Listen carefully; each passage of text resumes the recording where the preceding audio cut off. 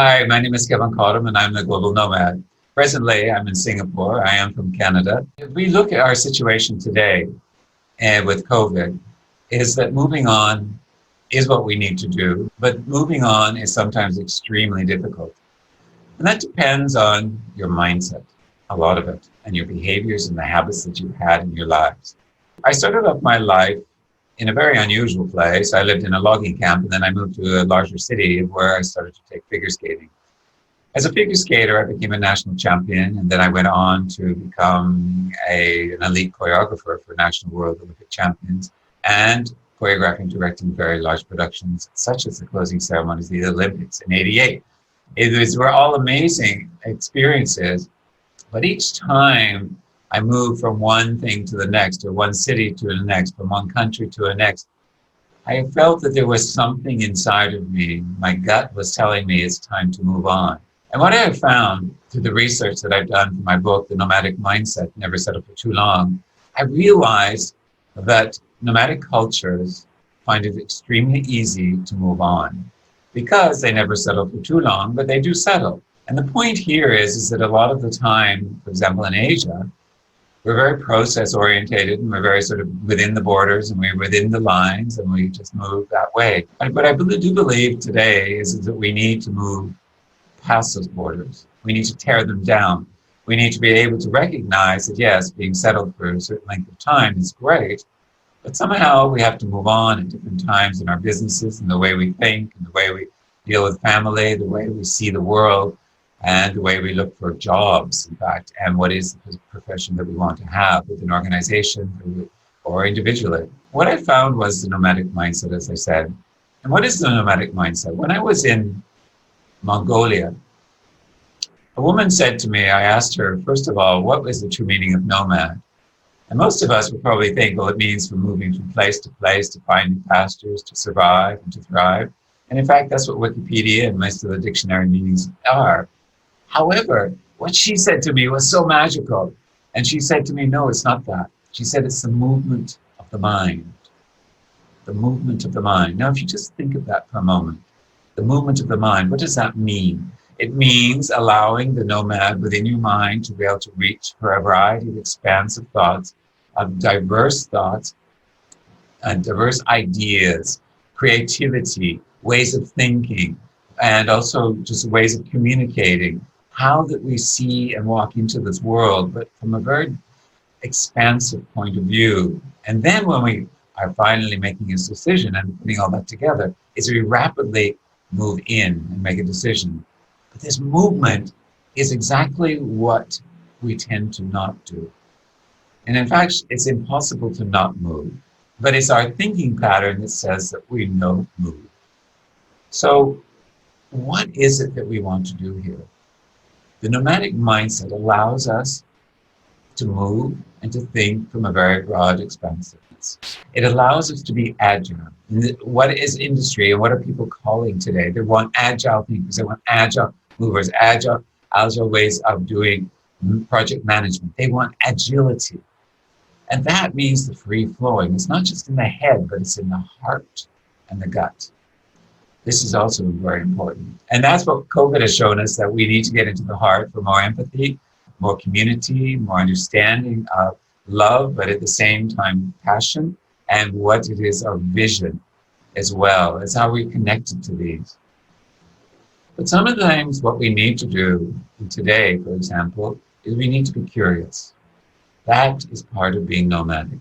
That sits in your gut, but it also sits in your brain. But the fact of the matter is that if we're not curious, we're not going to get ourselves out of this. If we're not curious, if the scientists are, they're not going to find a vaccine.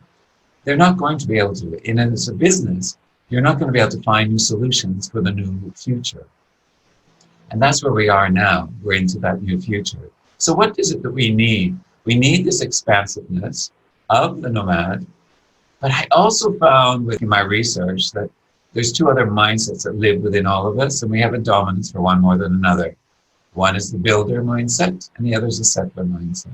I want you to think of the metaphor of building a house. First of all, you would need an architect, perhaps, to build the house. You need to have the designs, you need to have the creativity. You sit with them and to find out what it is that would be the greatest thing, what you need within the house. How long do you want to live in this house? What is the real reason? And the architect listens and finds all sorts of avenues and thoughts, and so is able to discover with you. But then the architect needs to find people that are going to build this, people that are going to follow the vision, follow the strategy, but people who are going to manifest, that are going to make it, bring it in on time, that are going to be able to bring it in under budget or on budget, whichever. They're going to be able to control and to be able to make sure that the workers stay on target and keep them also happy at the same time. But then there's the settler. And the settler within that house is the person that, in actual fact, loves to take care of it, loves that passion of seeing what has been built and then be able to work it and to be able to be in love with it and fix it and to clean it and to be able to just hold it together. They're the glue of holding that building together. We have all three within us. We have a dominance for one more than another. So these three mindsets are extremely important for an organization. The work that I do as a coach, and I work with a lot of directors and CEOs, and I work a lot with the European Union. But the most important thing here is that moving on and that change, and the nomadic mindset can help you to get through that change. Even with the builder and the settler, it takes the communication and understanding where they're coming from so that you can bring them with you. I was working with a client the other day, and he said to me that he has 750 people under him, and he doesn't know the whole far reaches of his territory. And I said, what if you were to start wandering around your territory, finding out about these people? What would that do for you? He said, well, I would certainly know a lot more information about my whole department, but also who I could have as a partner or as an ally within a different area, but also how I can speak to the people and they know me. So I'm not a far distant, somebody sitting up at a desk. There are many, many organizations that we can name that have gone the way of the dodo because they have not moved on and found the reason to move on. But I think that one of the important things here is that we can access that nomad. So how can we access that nomad? When I start to work with a client, there is a process that I go through. And first of all is I want to know where they are standing as a nomad, for example. And what I use is the tool which I created called the Nomadic Mindset Journey Assessment. And what does that look at? That looks at what phase you are in your development of your journey towards a nomadic mindset. I look at three different areas, and that is the departure, the discovery, and the destination. And with this, we're able to see how they can move forward to becoming more nomadic, but just explains a little bit more of an awareness tool as to where they are in their thinking pattern. And also their behavior pattern in some ways, because they're all based on different behaviors. And it is an assortment of 30 different statements of where they measure with them that feels right for them. The other tool that I use is a values assessment, because the values assessment is extremely important because values are what drive us, and they sit in a soup within us. So they're very much related to the nomadic mindset assessment.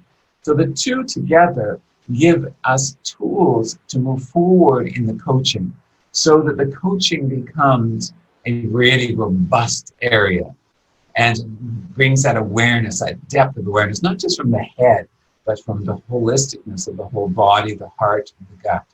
So this is important. So I use those two tools, and that's been very successful so far in the coaching method. But the other thing that I'm doing now with organizations is a group mastermind coaching. And that really is about moving leaders from a position where they are to where they don't know that they're going. So a new destination, but it's a sort of an obscure destination. And so it can be a variety depending on the organization. But it's a very successful way of moving forward and finding that mastermind, masterfully looking at the behaviors. So those are the three that I use in my coaching to help people to become more nomadic, but also at the same time, the awareness of the builder and the settler, because everybody is important in an organization. Everybody's important, period. Doesn't matter whether you're in an organization or not, and you're independent or entrepreneur, it does not matter. It's important to know the awareness. And that's what this is. The nomadic mindset is about flow. As I say in the second part of the book, or the title, Never Settle for Too Long, that is the moving on. Today with COVID, we must move on. We must find new ways forward. We cannot go back to what we thought was a normal. We need to find and expand. We need to expand so we don't become narrow thinking and populist thinking, nationalistic in many ways. We need to see that expansiveness and to see the variety. That's what an organization is seeing the whole environment, the ecosystems coming together. I will leave us with one of the things that I think is very important also, is that when I was with the Maasai, I was with the Maasai warrior, and a young warrior, and he was such a proud fellow. He sits so tall, his eyes were so locked on mine. He was listening from a 360. He was observing from a 360. He was so still I could hardly hear him breathe. And he was so alert. And he said to me, he said, our culture, what we are doing, we are migrating. Where we were is not where we are evolving. That's what we're doing. We're moving from a place that we knew very familiar to a place that we don't really know. And somewhere in between is where we are. And this is evolution. If we do not evolve, like the dinosaurs could not evolve, there's only one place for us to go. Out.